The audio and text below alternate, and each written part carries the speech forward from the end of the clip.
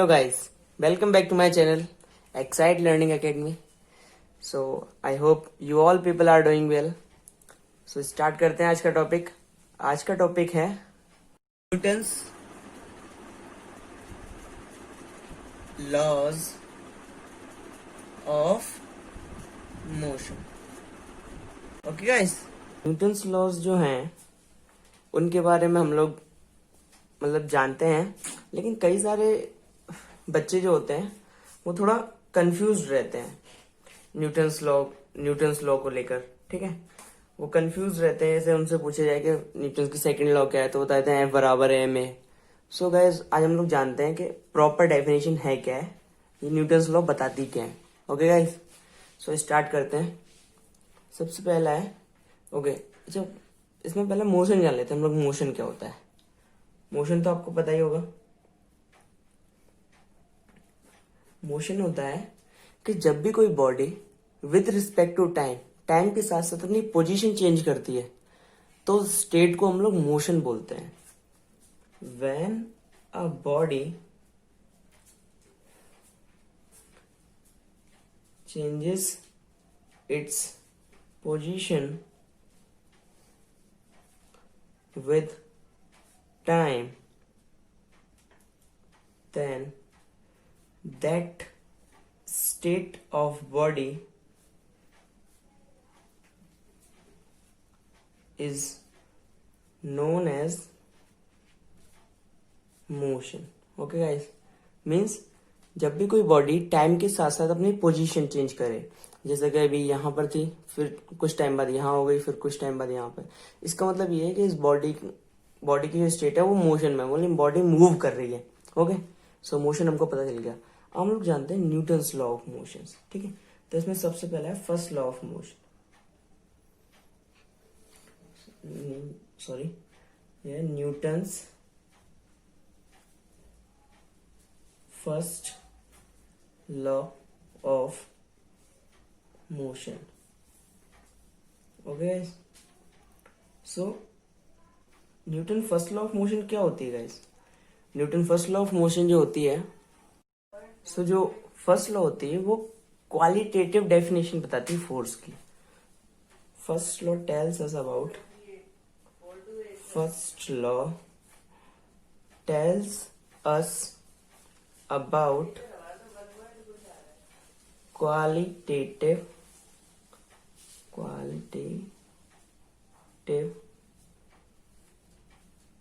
definition of force. Means ये force की quality बताती है कि फोर्स की क्वालिटी क्या है. मीन्स हम लोग जानते हैं कि ये मोशन है, मोशन के लिए बेसिक कॉज क्या होता है? फोर्स होता है.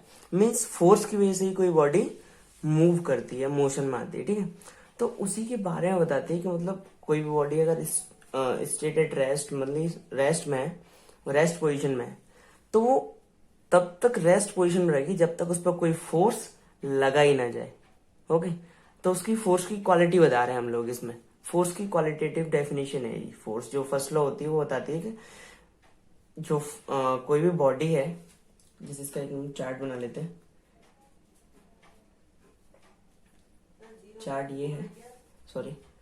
चार्ट ये है कि अगर कोई बॉडी स्टेट में, बॉडी है, सो जो बॉडी है वो रेस्ट में है. Okay, body at rest means इसकी जो वेलोसिटी है वो 0 है. ओके, और इसका एक्सेलरेशन भी कितना है? 0 है. सो ये बॉडी स्टेज एट रेस्ट. ये बॉडी रेस्ट पर ही बनी रहेगी जब तक इस पर कोई भी एक्सटर्नल फोर्स ना लगाया जाए. ओके, और एक और चार्ट बना लेते हैं हम लोग. जानते हैं अगर कोई बॉडी मूव कर रही है,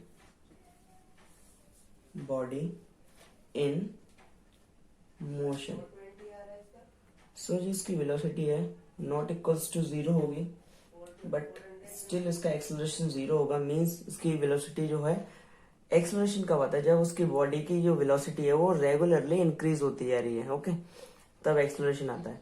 तो बॉडी भी यूनिफॉर्मली मूव कर रही है, यूनिफॉर्म वेलोसिटी से मूव कर रही है, तो उसमें एक्सेलरेशन 0 हो गया।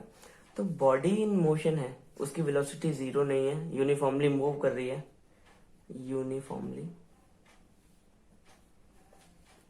So the body stage in motion.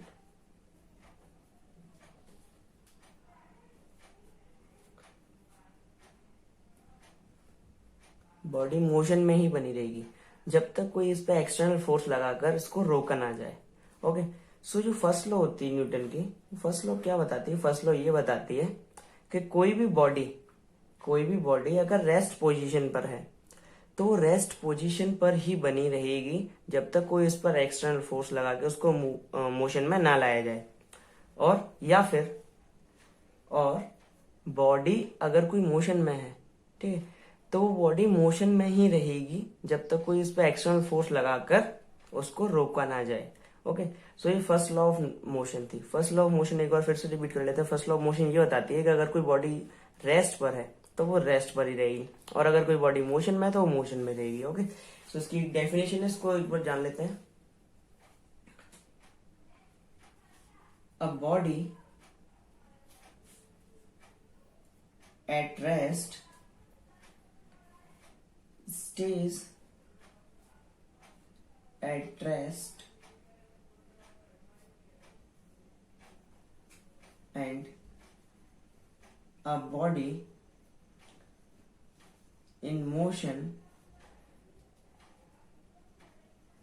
stays in motion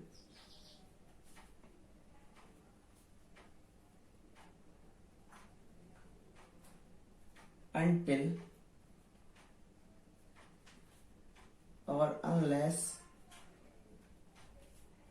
an external force is applied on it.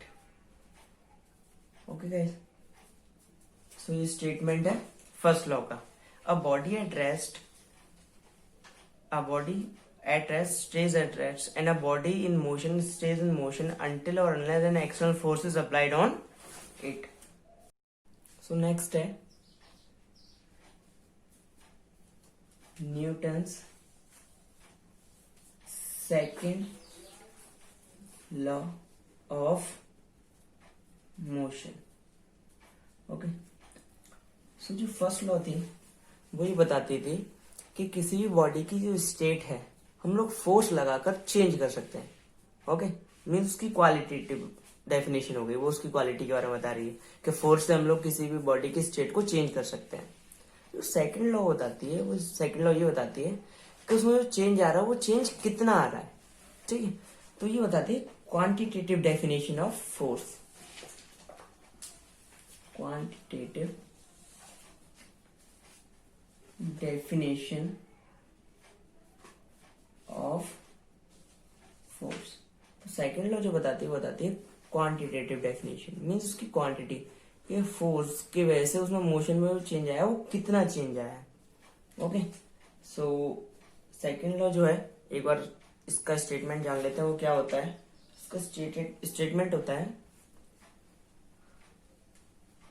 The rate of change of momentum of a body is directly proportional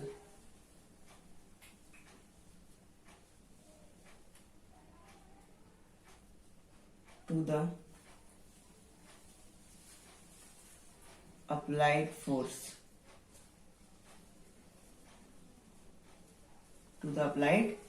force, okay, and this change, जो इसमें change आएगा,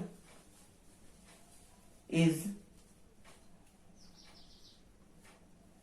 always is in the direction of force, और उसमें जो change आएगा वो हमेशा किसकी डायरेक्शन में होगा? फोर्स की डायरेक्शन में होगा। सो जो सेकंड लॉ वो ये बताती है कि किसी भी बॉडी पर हम लोग फोर्स लगा रहे हैं तो उसमें जो मोमेंटम जो होगा उसका रेट ऑफ मतलब कि जो rate of change of momentum होगा वो डायरेक्टली प्रोपोर्शनल टू फोर्स होगा। मींस जितना ज्यादा हम लोग फोर्स लगाते जाएंगे उतना ही ज्यादा उसमें मोमेंटम होता जाएगा। अब यहाँ पर एक नया वर्ड आ गया, मोमेंटम। मोमेंटम क्या होता है? मोमेंटम कुछ नहीं है, सिंपल सा है, मास इन मोशन। कितना मास मोशन में है उसको ही हम लोग सिंपल मोमेंटम बोलते हैं। ओके, तो जितना ज्यादा फोर्स लगाएंगे उतना ज्यादा ही उसमें मोशन बढ़ता जाएगा। ओके, उसी बॉडी में। सो ये सेकंड लॉ बताती है कि जितना ज्यादा हमने फोर्स लगाया किसी बॉडी पे उतने ही ज्यादा उसमें मोमेंटम बढ़ता जाएगा। ओके, सो मोमेंटम जो होता है,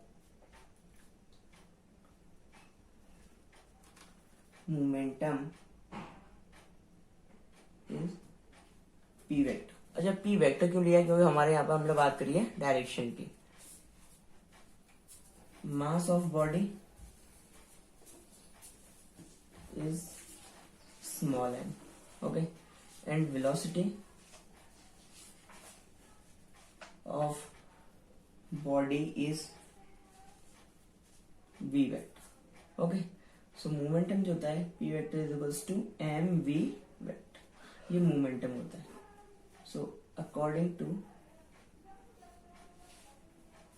second law of motion,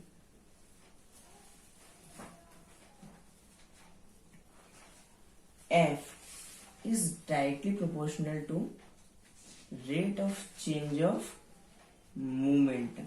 Okay, so हम लोग momentum जानते हैं क्या होता है, P vector is equals to mv vector. So यहाँ पर पुट कर देते हैं हम लोग वाली value d over dt। P vector की वैल्यू है mv vector. ओके, यहाँ पर जो m है वो कांस्टेंट है और कांस्टेंट कभी भी चेंज नहीं होता है with respect to time. Okay, so F vector proportional to M D over D T V vector. Okay, so F vector proportional to M D V vector over D T. अच्छा, rate of change of velocity with respect to time is what? It is acceleration. Okay, so A is dv over dt. Okay, then f vector is directly proportional to m a vector. जब proportion हटाते हैं तो एक constant का sign आता है, that is k m a. Okay, अगर हम किसी बॉडी पर 1 न्यूटन का फोर्स लगाएं, F की वैल्यू हम लोग ले लें 1 न्यूटन, बॉडी का मास भी 1 kg हो एंड एक्सेलरेशन भी 1 मीटर पर सेकंड स्क्वायर हो, देन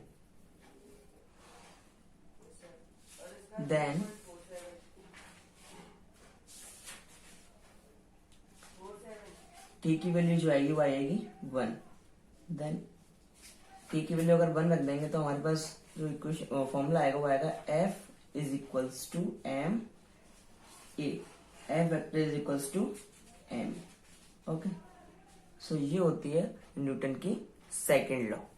ओके, तो थोड़ा न्यूमेरिकल बेसिस के लिए भी देख लेते हैं हम लोग। अगर किसी बॉडी पे फोर्स F जो है उसकी वजह से एक्सेलरेशन उस बॉडी में तीनों डायरेक्शन में आ रहा है, मीन्स अलोंग एक्स एक्सिस भी आ रहा है, Y axis and Z axis भी आ रहा है, देन उस कंडीशन में इसका जो फॉर्मूला बनता है वो क्या बनेगा? ठीक है, तो हम लोग जान लेते हैं थोड़ा। जो एफ फोर्स है प्रोड्यूस कर रही है, produces acceleration in 3 dimensions. 3 dimensions में एक्सेलरेशन प्रोड्यूस कर रही है। उसके कंपोनेंट्स क्या हो जाएंगे? Having components ax along x axis, ay along y axis and az along z axis. Okay, then A vector is AXI AYJ AZ K. Okay, then F vector is equals to M AXI cap AYJ cap plus AZ K cap. Okay, and if Fx, Fy and Fz be the components of F vector, force vector along x-axis, y-axis and z-axis, then F vector is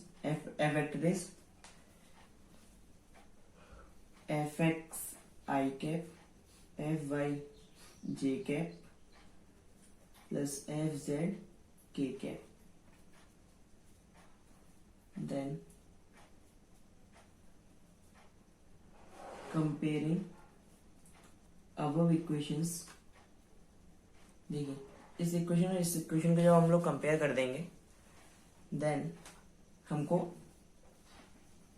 F X is equals to मिल जाएगा M E X, मतलब X direction में X direction वाला acceleration लेंगे, Y direction में Y direction वाला acceleration लेंगे और जेड डायरेक्शन में जेड डायरेक्शन वाला एक्सेलरेशन लेंगे। ओके, सो इससे नॉर्मली आपके न्यूमेरिकल्स हो जाएंगे।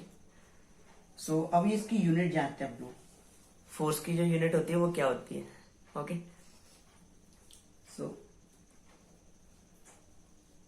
सॉरी इधर the absolute unit of force. So absolute unit जो फोर्स की होती है वो होती है Newton. Okay, in SI system, SI system में इसकी जो एब्सोल्यूट यूनिट होती है वो होती है एसआई यूनिट जो होती है वो क्या होती है Newton. Okay, and dyne is the absolute unit in CGS system, और जो डाइन होती है वो होती है CGS सिस्टम में। मींस इसमें हम लोग जो मास जो होता है उसको केजी में कैलकुलेट करते हैं, एक्सेलरेशन को मीटर पर सेकंड स्क्वायर में करते हैं, है ना, एंड इसमें जो होता है मास को वो ग्राम में करते हैं एंड एक्सेलरेशन को सेंटीमीटर पर सेकंड स्क्वायर में कैलकुलेट करते हैं। ओके, सो एक बार जान लेते हैं इन दोनों में रिलेशन क्या है। Relation between Newton and dyne. Okay, so F is equals to ma, we know that F is means let it 1 Newton, ये 1 न्यूटन है, m is 1 kg and acceleration is 1 meter per second square. This is the absolute unit of force in SI system.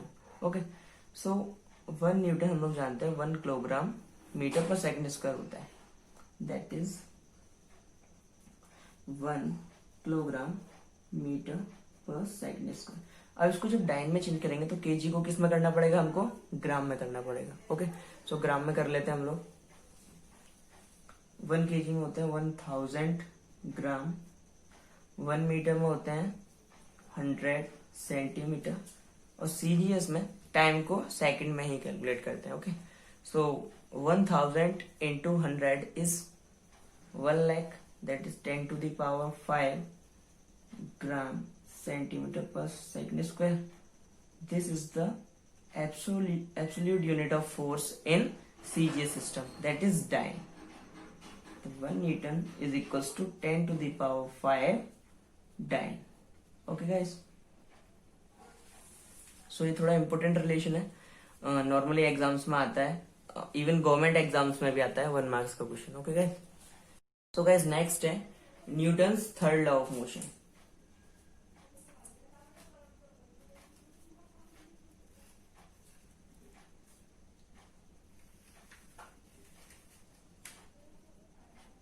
Okay, so guys ये Newton third law of motion है.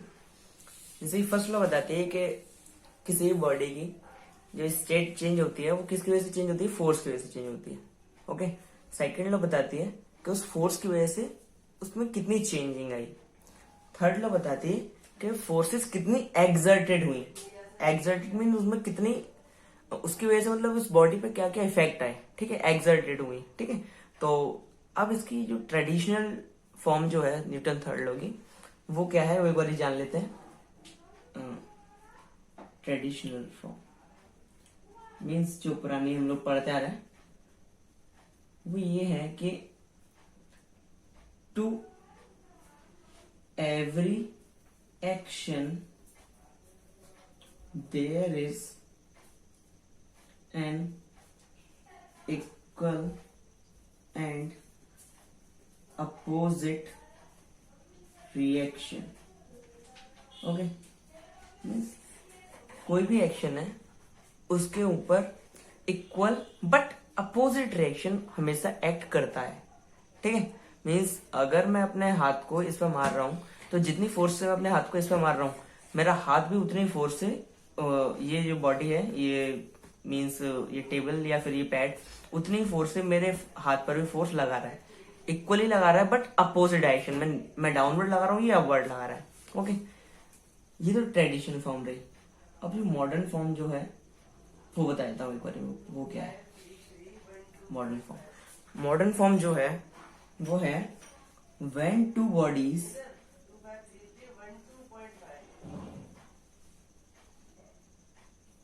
exert